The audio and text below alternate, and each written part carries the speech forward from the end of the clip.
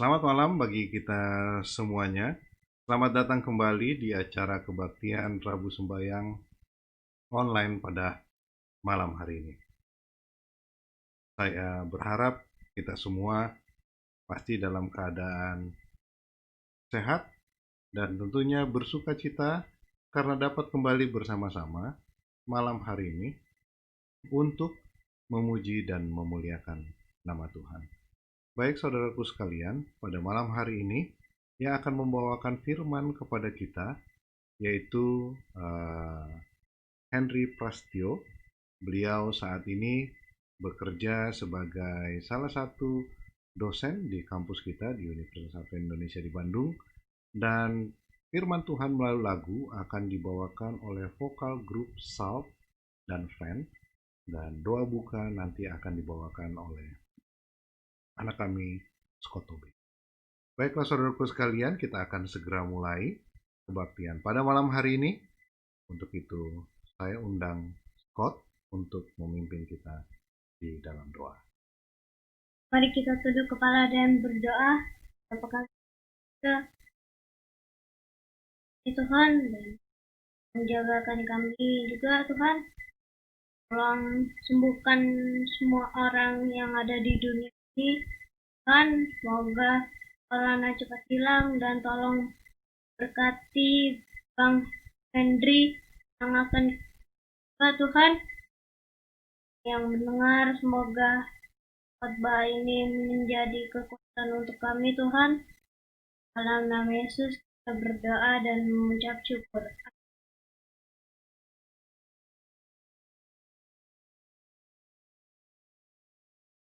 Baik, terima kasih untuk Scott yang sudah membawakan doa untuk mengawali perbaktian kita malam hari ini. Judul khotbah yang nanti akan dibawakan adalah bertahan di dalam krisis. Nah, kelompok yang akan membawakan lagu pujian pada malam hari ini, kalau tidak salah ini adalah vokal grup yang sudah lama. Mereka kalau tidak salah adalah adik-adik kelas saya dulu waktu masih mengikuti pendidikan di sekolah Advent di Cimindi. Kayaknya sepertinya ini kelompok lagu mereka yang lama. Tapi setelah mungkin sekian tahun, begitu lama, akhirnya mereka dapat bernyanyi kembali bersama-sama. Karena saat ini mereka sebagian hampir semuanya sudah berdomisili di Jakarta dan sudah berumah tangga. Dan kita akan dengarkan lagu pujian dari Salt dan teman-temannya.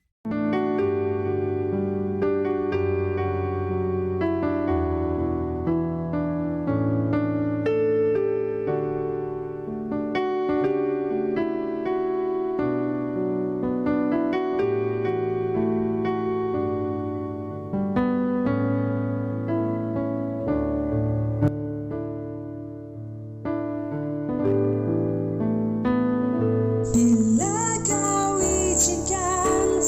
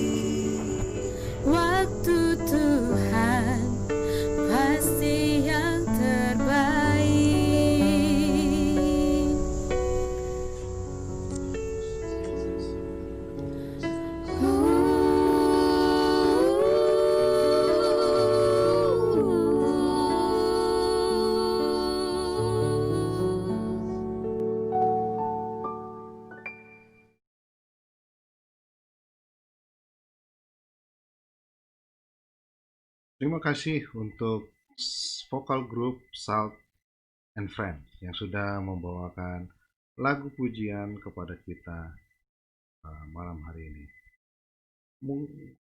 Tuhan pasti berikan waktu yang terbaik. Walaupun cobaan datang sama seperti saat ini, yang mungkin dirasakan sebagian orang, tapi Tuhan pasti memberikan waktu yang terbaik untuk kita. Tuhan pasti selalu punya jawaban.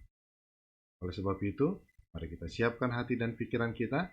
Kita sama-sama mendengarkan khotbah yang akan dibawakan oleh Henry Prastio. Malam ini kita akan belajar dengan pelajaran dari firman Tuhan dengan judul Bertahan di dalam Krisis. Saudara sekalian, kita tahu kondisi saat ini sedang tidak menentu di tengah-tengah pandemi virus corona. Kalau kita lihat dari statistik, ini ada beberapa wilayah yang sudah mengalami wabah penyakit corona. Dan kita lihat ini ada jumlah data per tanggal 2 Juni. Semakin hari kita melihat bahwa jumlah yang meninggal semakin banyak dan bertambah dan bertambah.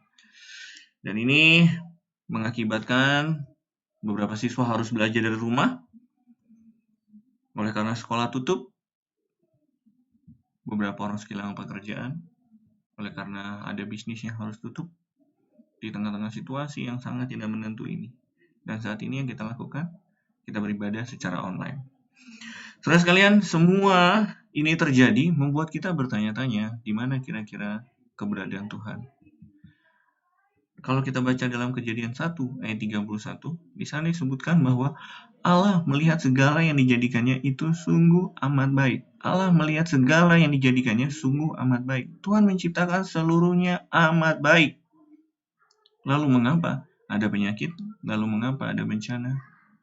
Jawabannya adalah karena dosa. Setan berhasil membuat manusia Adam dan Hawa jatuh ke dalam dosa.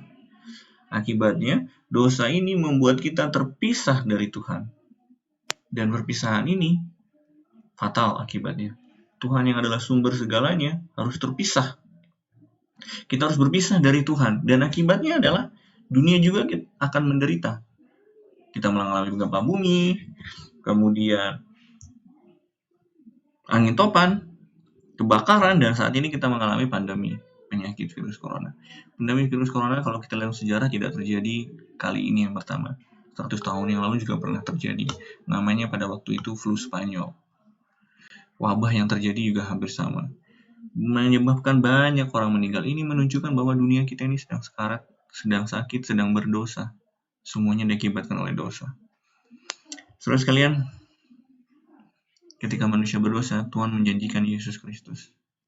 Yesus Kristus yang akan datang ke dunia ini dan menunjukkan betapa kasih dan pedulinya Yesus, betapa kepedulinya Allah terhadap dunia ini. Bila mana bencana terjadi, kita terkadang menyalahkan Tuhan. Dan itulah yang setan mau. Setan mau kita menyalahkan Tuhan oleh karena semua yang terjadi. Tetapi Yesus datang ke dunia ini menunjukkan betapa kasihnya Tuhan. Dalam Lukas 19 ayat 10 disebutkan, anak manusia datang untuk mencari dan menyelamatkan yang hilang. Tuhan Yesus datang untuk menyelamatkan kita. Bukan untuk membinasakan, bukan untuk menyebabkan penyakit dan lain sebagainya. Penyakit dan kematian yang terjadi di mana-mana adalah ulah setan. Yohanes 10 ayat 10. Pencuri datang untuk mencuri. Pencuri ini kita sepakat adalah setan. Yang hanya mencuri, membunuh, dan membinasakan. Inilah pekerjaan dari setan. Inilah yang menyebabkan wabah itu terjadi. Tetapi aku datang, Kristus, supaya mereka mempunyai hidup. Tuhan Yesus datang supaya kita punya hidup dan mempunyainya dalam segala kelimpahan. Inilah tujuan Yesus datang ke dunia ini. Kalau kita lihat, setiap kali Yesus menyembuhkan orang sakit, setiap kali Yesus membangkitkan orang mati, setiap kali Yesus memberi makan banyak orang, itu adalah cerminan tabiat Allah yang sebenarnya. Allah yang penuh kasih, Allah yang peduli kepada kita, umat-umatnya. Tapi setan membalikkan keadaan dengan mengatakan bahwa Allah tidak kasih. Dan justru setan menyalahkan Allah untuk semua hal buruk yang terjadi di dunia ini. Kalau kita bertanya saat ini, kira-kira di mana Allah berada? Saudara sekalian, Allah berada bersama-sama orang yang saat ini sedang menunjukkan kebaikan kepada tim medis yang bekerja siang dan malam untuk menolong sahabat-sahabat kita yang sakit. Allah bersama mereka. Mereka menunjukkan kebaikan, Allah bersama mereka. Allah bersama orang yang menunjukkan kebaikan kepada sesamanya. Allah bersama dengan orang-orang yang tidak egois, yang mau berbagi kepada orang-orang yang membutuhkan, kepada para donatur yang mau menyisihkan hartanya kepada orang-orang yang berkekurangan, yang memberikan bantuan pokok kepada orang yang membutuhkan, atau memberikan alat pelindung diri kepada tim medis. Allah bersama dengan orang yang menunjukkan kebaikan kepada sesama. Allah bersama para guru yang mengajar secara online, yang berusaha membagikan kebaikan di tengah-tengah situasi yang seperti ini. Saya ulangi, Allah bersama dengan semua orang yang saat ini sedang menunjukkan kebaikan kepada sesamanya. Allah tidak meninggalkan kita. Allah bersama dengan kita. Ketika kita mau berusaha, mau berbagi kebaikan bersama orang lain. Saudara sekalian, di tengah wabah seperti ini kita akan belajar di dalam Alkitab kurang lebih ada 4 alasan mengapa wabah terjadi. Alasan pertama kenapa wabah terjadi adalah karena dunia sudah berdosa. Contohnya Ayub hidup di dunia yang berdosa. Ayub seorang yang taat, seorang yang tekun beribadah. Tetapi dunia sudah rusak dan setan memiliki kuasa untuk mendatangkan penyakit kepada Ayub. Jadi alasan pertama kenapa wabah terjadi karena dunia ini sudah berdosa. Di dalam buku Kemenangan Akhir, halaman 650 paragraf 1. Dalam kecelakaan dan bencana, baik di darat maupun di laut, dan musibah kebakaran besar, dalam topan yang dahsyat dan badai yang ganas, angin ribut, banjir, angin puyuh, gelombang, pasang, gempa bumi, di berbagai tempat, dan dalam ribuan bentuk, setan menjalankan kuasanya. Dia menyapu bersih tuayan yang sudah masak, sehingga kelaparan dan kesusahan pun menyusul. Ia mencemari udara sehingga ribuan orang binasa karena wabah. Bencana-bencana ini akan semakin sering terjadi dan semakin berat. Kehancuran akan terjadi baik bagi manusia maupun binatang. Saudara sekalian, setan berkuasa atas dunia ini. Oleh karena dunia ini sudah berdosa, setan bisa mendatangkan penyakit dan bencana kepada kita. Alasan yang kedua, kalau tadi alasan pertama kenapa wabah terjadi, alasan pertama adalah karena dunia sudah berdosa. Alasan kedua, kenapa wabah terjadi, karena terkadang Allah menggunakan wabah untuk menegur. Contohnya, peristiwa bangsa Israel keluar dari Mesir. Tuhan mengizinkan tulah terjadi sebanyak 10 tulah. Alasannya sederhana, karena bangsa Israel tidak diizinkan keluar oleh bangsa Mesir. Sehingga Tuhan harus memberi tulah kepada bangsa Mesir. Ketika Tuhan menegur secara lembut, marilah kita mendengar. Karena terkadang Tuhan akan memberikan wabah, memberikan bencana, memberikan sesuatu terjadi dulu untuk mengingatkan kita. Jadi marilah kita lebih peka.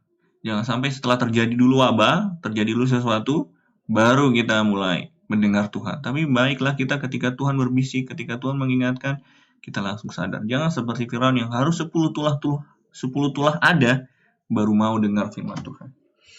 Alasan yang pertama, saya ulang, karena dunia sudah berdosa, itulah sebabnya wabah terjadi. Alasan yang kedua, kenapa wabah terjadi? Karena terkadang Tuhan gunakan wabah untuk mengingatkan kita, menegur kita. Alasan yang ketiga, kenapa wabah terjadi? Alasannya adalah ketika Tuhan mengangkat perlindungan, maka wabah akan terjadi. Saudara percayalah, Tuhan masih melindungi kita, menjaga kita. Peristiwa di dalam Bilangan 21, bangsa Israel ketika tangan perlindungan Tuhan diangkat, maka mereka dipatuk ular dan beberapa dari mereka harus meninggal. Oleh karena apa? Tangan perlindungan Tuhan diangkat. Jadi kita bersyukur Tuhan masih melindungi kita. Kita bisa baca dalam peristiwa akhir zaman, halaman 14, paragraf 3. Bala kelaparan akan meningkat, wabah penyakit akan membunuh ribuan orang. Bahaya dari kuasa luar dan perbuatan setan dari dalam sedang berada di sekitar kita. Tetapi kuasa Allah yang menahannya kini berlaku. Saat ini tangan kuasa Tuhan masih menjadi bagian kita. Sampai kapan? Wahyu 7 ayat 1 kita baca. Kemudian daripada itu aku melihat 4 malaikat berdiri pada keempat penjuru bumi, dan mereka menahan keempat angin bumi supaya jangan ada angin bertiup di darat atau di laut atau di pohon-pohon. Dan aku melihat seorang malaikat lain muncul dari tempat matahari terbit. Ia membawa materai Allah yang hidup, dan ia berseru dengan suara nyaring kepada keempat malaikat yang ditugaskan untuk merusakkan bumi dan laut. Katanya, perhatikan, janganlah merusakkan bumi atau laut atau pohon-pohon sebelum kami memeteraikan hamba-hamba Allah kami.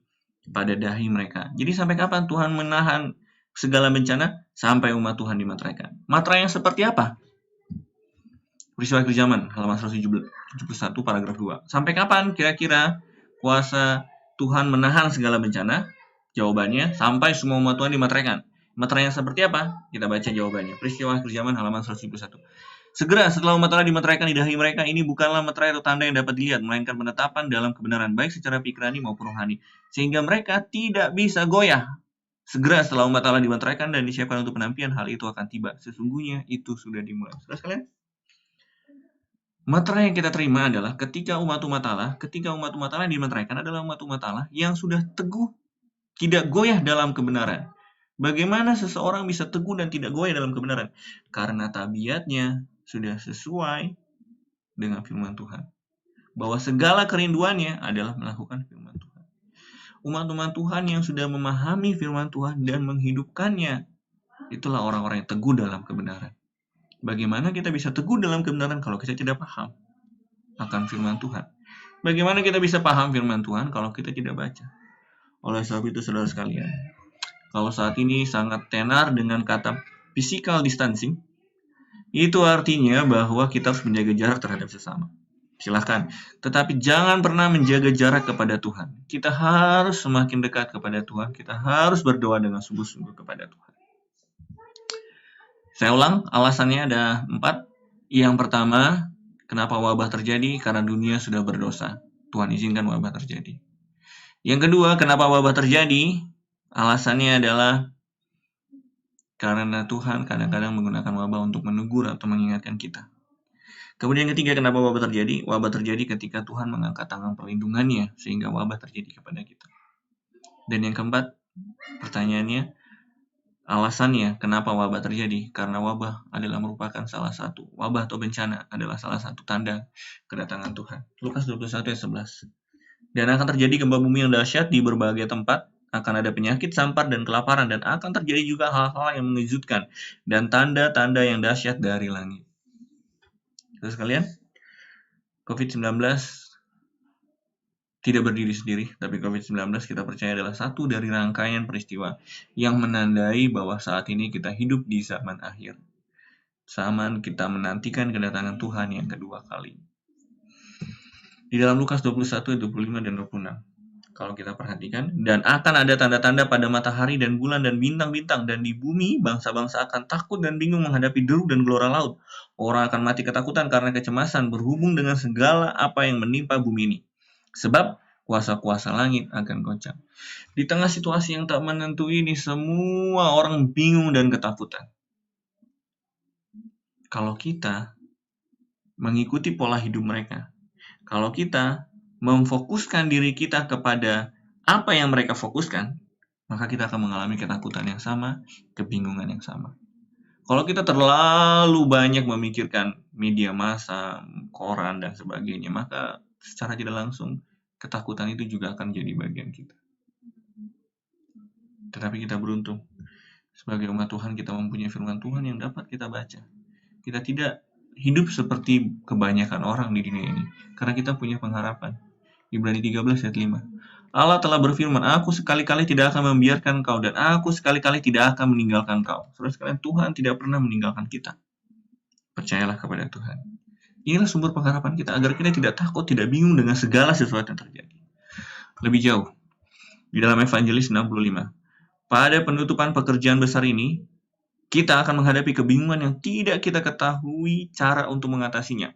Tetapi janganlah kita lupa bahwa 3 kuasa besar surgawi itu sedang bekerja, bahwa tangan ilahi sedang memegang kendali, dan bahwa Allah akan mewujudkan maksud-maksudnya. Percayalah, Allah tetap memegang kendali. 3 kuasa besar surga sedang bekerja saat ini untuk kebaikan kita semua, umat-umatnya. Dalam Yesaya 41 ayat 10, ini janji Tuhan. Janganlah takut, sebab aku menyertai engkau. Janganlah bimbang, sebab aku ini Allahmu. Aku akan meneguhkan, bahkan akan menolong engkau. Aku akan memegang engkau dengan tangan kananku dan membawa kamu. Supaya janji yang luar biasa. Percaya sama Tuhan, Tuhan tidak akan pernah tinggalkan kita. Tapi jangan pernah salah. Terkadang ada beberapa orang merasa, kita percaya pada Tuhan, maka otomatis kita akan sehat selamanya. kita akan bahagia selamanya, kita akan berkelimpahan selamanya. Salah. Saudara sekalian, iman bukanlah percaya bahwa segala sesuatu yang kita inginkan akan terjadi. Saya ulang, iman bukanlah percaya bahwa segala sesuatu yang kita inginkan akan terjadi. Itu bukan iman. Iman adalah percaya kepada Tuhan dalam situasi apapun. Saya ulang, iman adalah percaya kepada Tuhan dalam situasi apapun. Contoh, Ayub 19 ayat 25. Ini adalah sebuah kalimat yang diucapkan oleh Ayub. Saudara sekalian, ketika Ayub mengucapkan ini, Ayub berada dalam keadaan ekonomi yang berantakan. Seluruh hartanya hilang. Pada saat Ayub mengucapkan ini, ia memiliki masalah keluarga yang besar.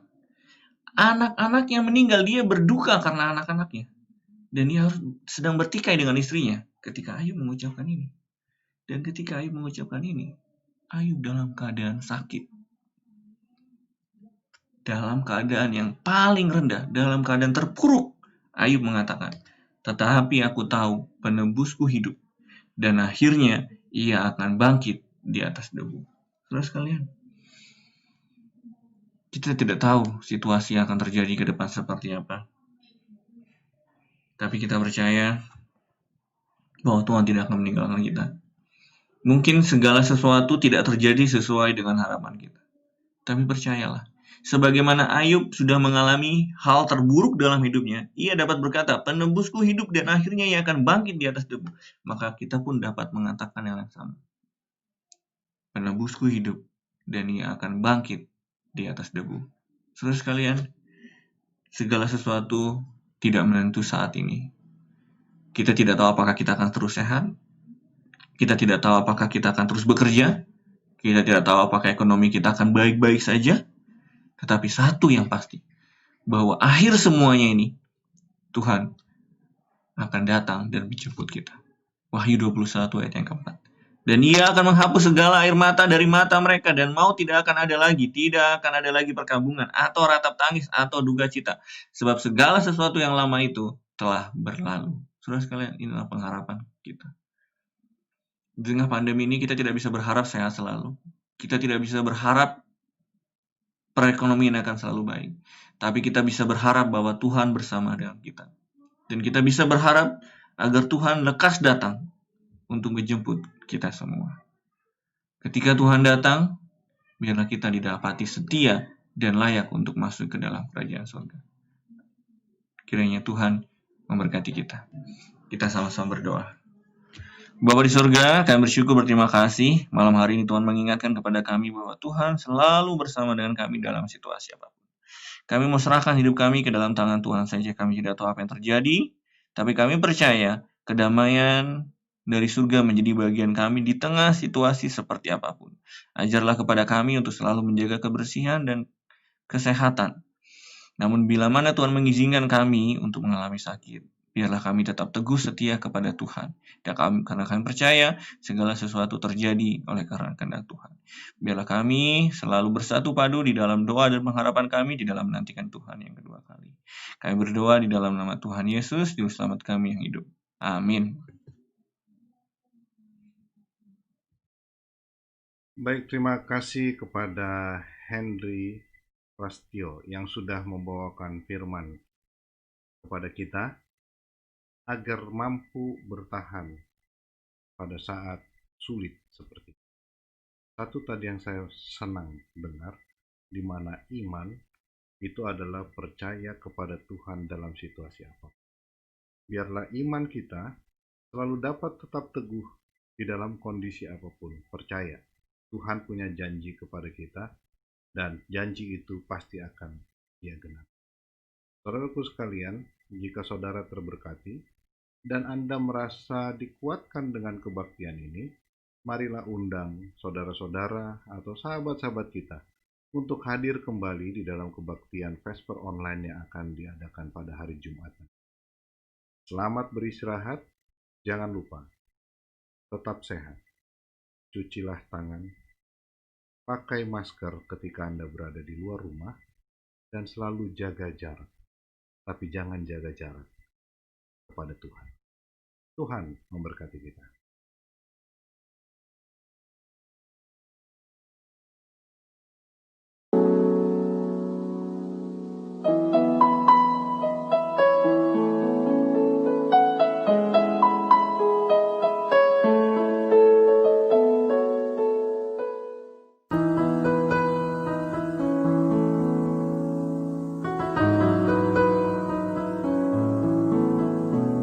My heart is so proud, my mind is so unfocused.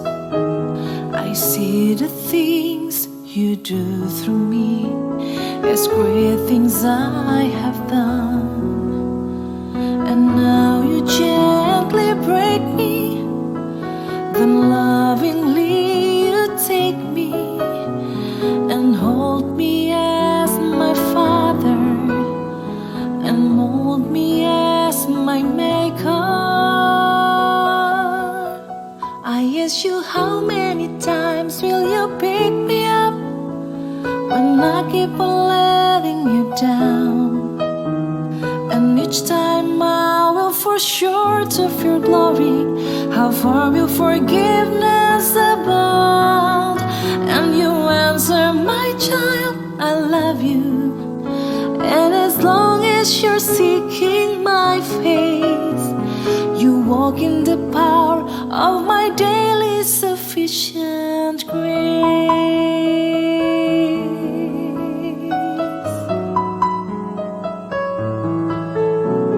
At times I may grow weak and feel a bit discouraged, knowing that someone somewhere could do a better job. For who am I to serve you? I know I don't deserve you, and that's the part that burns in my heart and keeps me hanging on. I ask you, how many times will you pick me up when I keep on letting you down?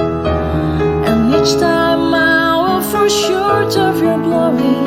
How far will forgiveness abound? And you answer, my child, I love you. As long as you're seeking my face, you walk in the power of my daily sufficient grace.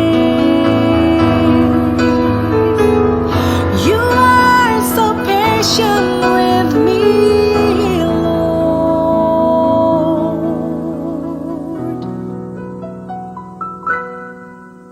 As I walk with you, I'm learning what your grace really means.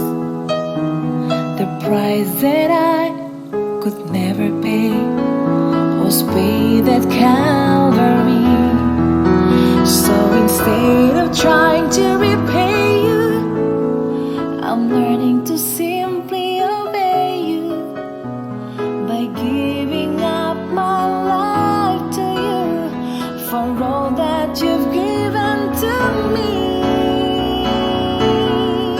I ask you, how many times will you pick me up when I keep on letting you down? And each time I will fall short of your glory. How far will forgiveness abound? And you answer, my child, I love you. And as long as you're seeking my face, you walk in the power of my daily sufficient